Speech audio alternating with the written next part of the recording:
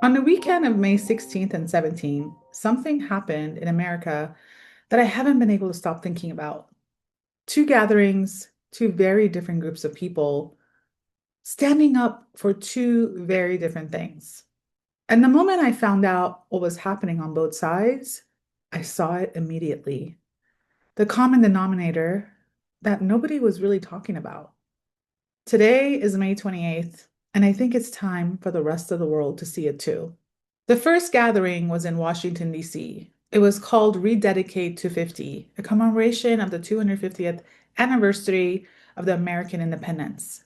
Thousands of people filled the National Mall, veterans, generals, bishops, families, worship leaders, people who believe America was founded on a covenant with God, and that returning to that covenant through prayer and rededication is the only way to heal what is broken. I was there as an independent journalist, witnessing. There was worship that moved the crowd to tears. A retired general honored veterans as America's true nobility. And then Jonathan Rumi walked to the microphone. He reflected on leading into the words of the Star Spangled Banner, one nation, under God, in the midst of disasters he witnessed as a child growing up in the 1980s. Thousands in the crowd went completely still, hanging on every single word. And the moment that stayed with me most came from the only non-Christian speaker of the day. Rabbi Meir Soloveichik stepped to the podium and told the crowd the story behind a song most of them had been singing their whole lives. God Bless America. It was written by Irving Berlin, a Jewish boy who, as a child, watched his village in Russia burn in a pogrom. And his family fled. They came to America, and years later, as a soldier serving in the US Army during World War I, he sat down and wrote down those words as a prayer, a thank you to the country that took him in. Berlin shelved the song for 20 years. Then in 1938, as the Nazis were burning synagogues across Europe, he released it. The song premiered on the radio the very next day. Rabbi Soloveitchik looked out at the crowd on the National Mall and said, at the very moment when darkness deepened abroad, America raised its voice, united in the song that Irving Berlin wrote.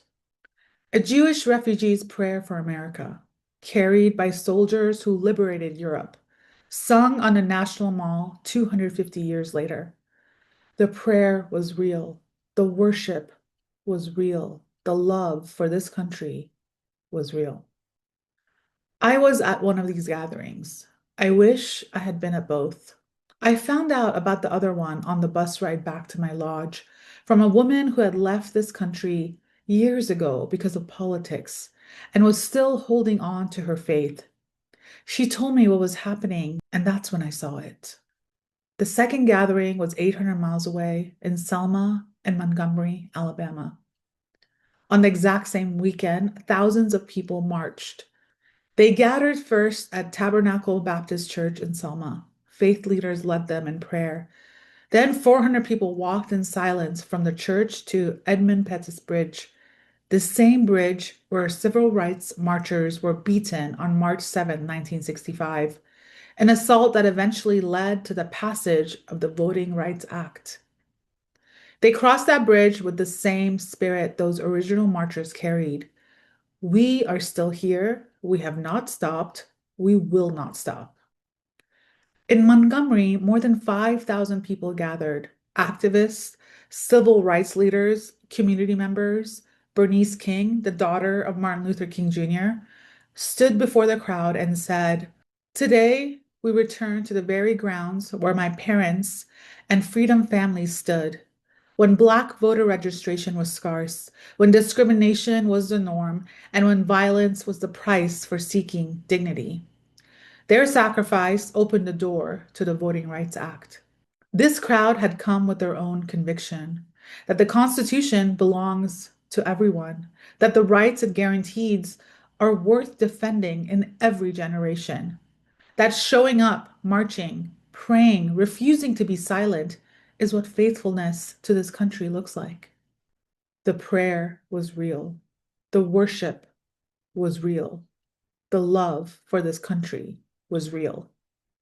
Now, if you put someone from each of those gatherings in the same room, they would likely disagree on almost everything: the role of the government, the direction of our country, the meaning of justice, the urgency of the moment.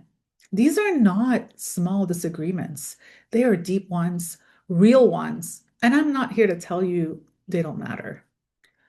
They do. And here's what I keep coming back to. On the same weekend, 800 miles apart, both gatherings opened with prayer. Both lifted their voices in worship. Both invoked God and the Constitution in the same breath. Both were full of people who love this country and are standing up for it in the only way they know how.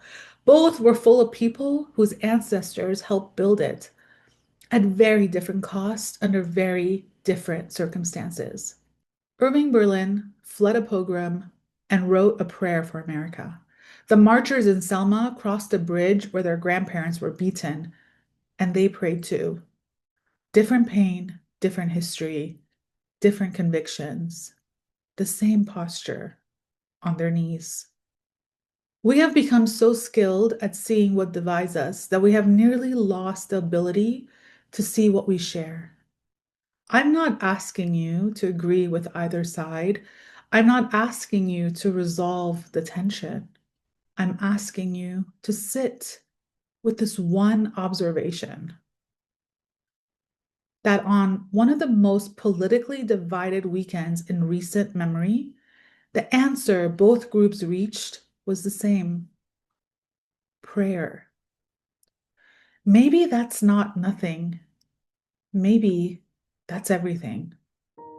I'm Neloo, and this is Wonder.